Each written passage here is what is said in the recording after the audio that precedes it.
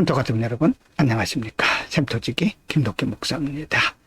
오늘은 요한복음 19장 31절부터 42절까지고요.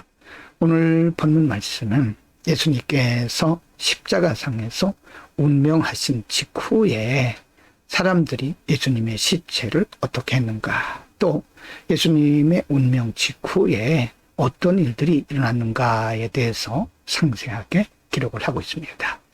예수님께서 십자가에서 운명하신 직후에 어떤 일이 일어났었을까요?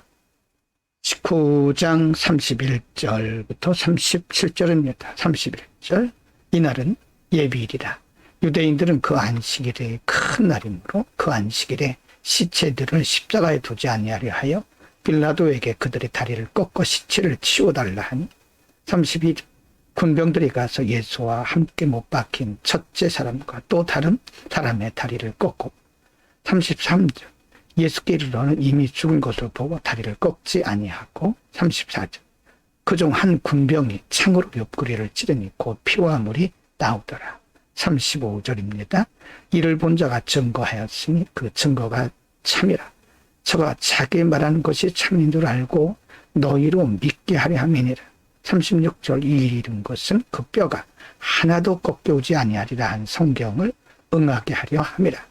37절, 또 다른 성경에 저희가 그 찌른 자를 보리라 하였느니라. 예수님께서 운명하신 다음 날은 예비일이었습니다. 그래서 유대인들은 안식일에는 부정한 일을 하지 않기 때문에 시체를 치워달라, 십자가에 두지 말고 십자가에 있는 예수님의 시체를 치워달라고 빌라도에게 요구를 합니다. 빌라도의 명령을 받은 군병들이 가서 예수와 또 양편에 있던 강도들을 보고 두 사람의 다리를 꺾었습니다. 그리고 예수님께 와서는 예수님이 이미 운명하신 것을 보고 다리를 꺾지 아니했다라고 말합니다. 다리를 꺾는 것은 그 사람이 죽었는지 살았는지를 확인하는 과정이죠. 예수님은 이미 운명하셨기 때문에 다리를 꺾지 않았다라고 말하고, 그중 한 군병이 창으로 옆구리를 찔러서 피와 물이 다 나왔다고 말씀하고 있습니다. 그래서 이렇게 함으로써 예수님의 옆구리를 찌르고 피와 물이 나옴으로써 성경에 말씀하셨던 36절에 보면 이 일이 이룬 것은 그 뼈가 하나도 꺾여오지 아니라 하는 성경을 응하게 하려 함이라고 말씀합니다. 예수님은 십자가에도 죽으시고 또 운명하신 이후에 이와 같이 많은 군병들에게 말도 안 되는 처참한 일을 당하셨지만 이것은 사실 성경에 예언된 대로라고 말씀하고 있습니다. 19장 38절부터 42절입니다. 38절, 아리마대 사람 요셉이 예수의 제자나 유대인을 두려워하여 은휘하더니 이 일 후에 빌라도더러 예수의 시체를 가져가기를 구하매 빌라도가 허락하는지라. 이에 가서 예수의 시체를 가져가니라. 39절입니다. 일찍 예수께 밤에 나왔던 니고데모도 모략과 침향 섞은 것을 100근쯤 가져온지라. 40절, 이에 예수의 시체를 가져다가 유대인의 장례법대로 그 향품과 함께 세마포로 쌌더라. 41절, 예수의 십자가에 못 박히신 곳에 동산이 있고 동산 안에 아직 사람을 장사한 일이 없는 새 무덤이 있는지라. 42절, 이날은 유대인의 예비일이요 또 무덤이 가까운 거로 예수를 거기 두니라.